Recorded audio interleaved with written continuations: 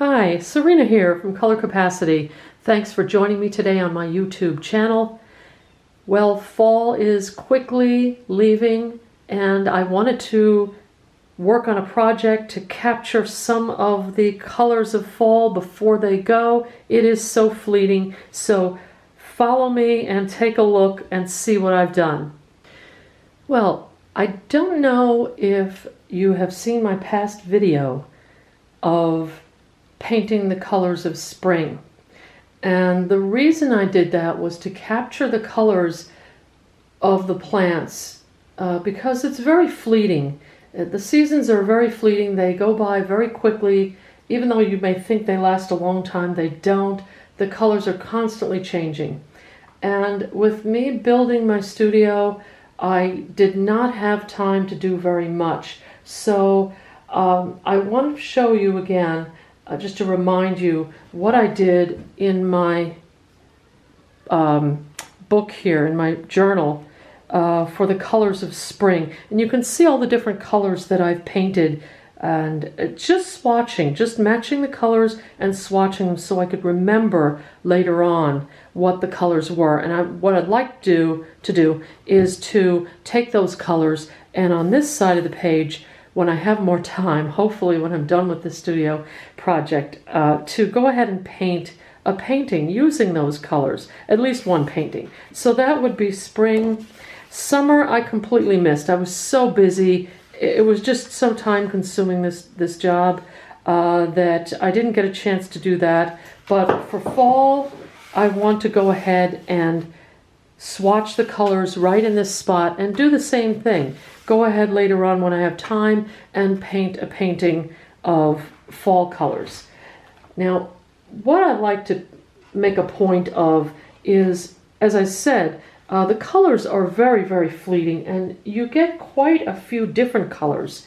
I just took a quick walk around the property here and on the road, just looking at the different colors. And even one thing I want to point out, even on the same plant, you can see how there are greens turning to yellow, and on the same exact plant, the yellows turning to brown. And even a pale yellow here, see on this corner here. I don't know if they got a little frost, the cells kind of died there a little bit, but even on the same plant, you can get different colors. And I've gotten all kinds of ranges.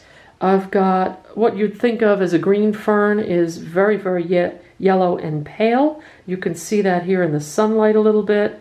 I'll take advantage of that while I still have it, because I may wind up painting the rest of this in shade, because we're supposed to get some shade tomorrow. But I also found some crab apples in a property nearby. Those are yellow. Those have a yellowish to them, but they even have some orange ones. And they are yellow on one side, and as you turn them around, they turn red. They've been like blushed, that color. Isn't that lovely color? But all these little nuances are important to capture so you don't forget what these seasons have brought. It's over before you know it. Even the last dianthus, you can't see that. Even the last, I hope you can see these. I had these out of frame. These beautiful, beautiful ferns are sort of yellow and pale, pale yellow. Let me see if I can actually adjust my camera. Sorry about that. There you go. Okay, so these are pale yellow. You've got these beautiful crab apples that are different colors, even as you turn the crab apple itself. This was a yellow variety. This was more of an orange-red variety. But I wanted to point out even your last flowers of the season, these dianthus, these beautiful deep blood red burgundy dianthus, and this last little aster is also of the fall season. Even though you wouldn't think of those really as fall colors, those are the colors of my fall. And your fall may be a little different too. But you've got everything from your browns, your deepest browns. Look at those beautiful acorns.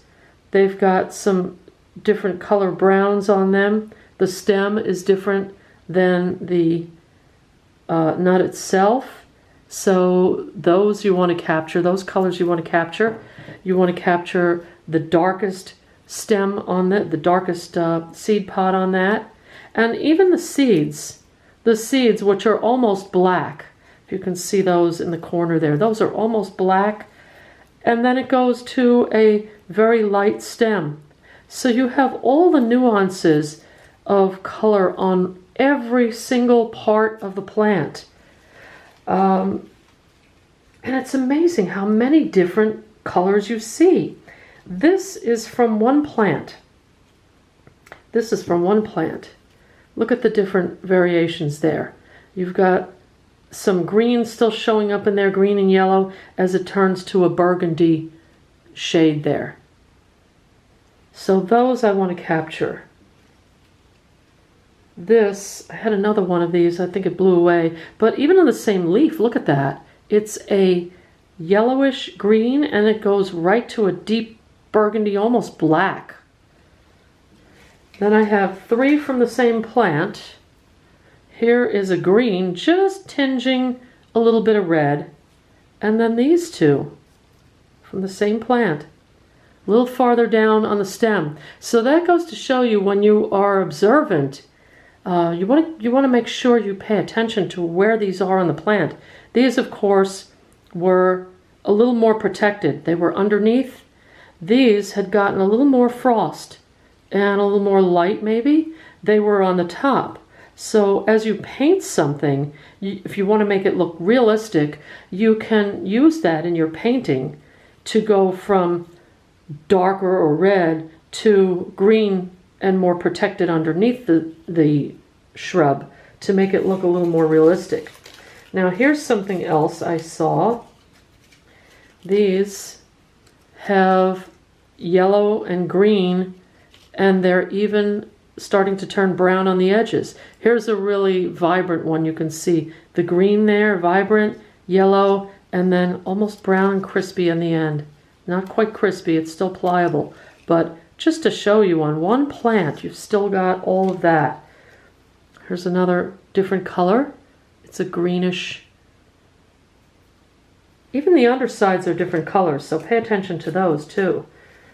Now, I was amazed that some of the leaves are this dark, almost black. I'd almost call it black. You can see little tinges of a burgundy brown or a dark sienna right there at the tip. But those are the colors that you want to capture also. And of course, everybody knows, you know, the maple leaves. And I see some of the maple leaf on this one has some of the red just starting, but the green is there. And this one, the orange is taking over a little bit more on that color. Here the orange is taken over almost completely. You can see just a little bit of the green at the edge, but it's mostly orange. And then a lot of these leaves have similar colors, but they're not quite exactly the same. There's a little bit of a difference to them. Just a little bit. So try to capture all these nuances if you are doing the same thing. This one almost looks like it glows. When you have a whole bunch of them together, they almost look like they glow because they have dual colors or triple colors in them, and they just kind of, I don't know, they're just very vibrant. There's another dark one. Here's one that's very interesting that I thought was very strange. Now, almost if you painted that, I don't know if people would believe that was real, but it is. It's still green on the back, but the veins are very, very green, very pronounced, almost a viridian. Just a very, very bright green. And in between, of course, they have turned already. These a very nice red color. I'm going to enjoy copying that or matching that color as best I can. And then this as well. So I'm going to go ahead and get going on swatching or trying to match some of these colors and swatch them in my journal here. just as I have with the spring, to see if I can capture these colors before they go away. And I'll have a reference that I can use later on. The note on the bottom, I did write some spring prompts for Melanie Chadwick's YouTube channel. She had some very interesting ones, and then I added my additions here as well. Just impressions, some things that reminded me of spring that I can draw later when I use these colors. Well, I tried to capture as many of the colors as I could, as close as I could get. I think I did a pretty good job. What do you think? I tried. But the point is to remember that there are so many nuances even within each leaf. And if I had more time, I would do an actual study of a few of the different leaves, the more interesting ones.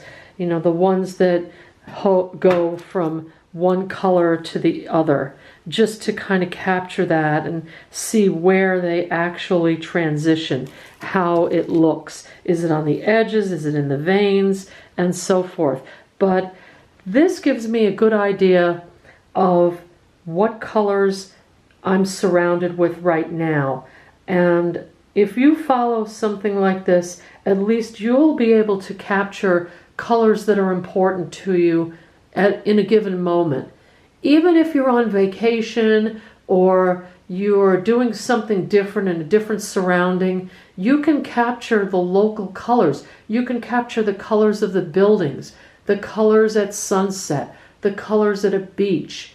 It doesn't have to be foliage or flowers. It can be anything that's important to you. But the important thing is that you would capture the moment. You capture the colors of the moment so that you can reproduce them later on. I hope you enjoyed this video. Give it a thumbs up, hit the like button, subscribe if you're not a subscriber. I hope to bring some more of these interesting types of art videos to you as I complete my studio and spend more and more time in here. I'll tell you, it's been nice having an area where I can set up, and now I can leave it here if I want to overnight, come back tomorrow, nothing will be disturbed, and if I stop hitting the camera, and I can look and refer to this and see how close I actually came to the colors that I wanted to match. But I thank you for watching, and I will see you next time.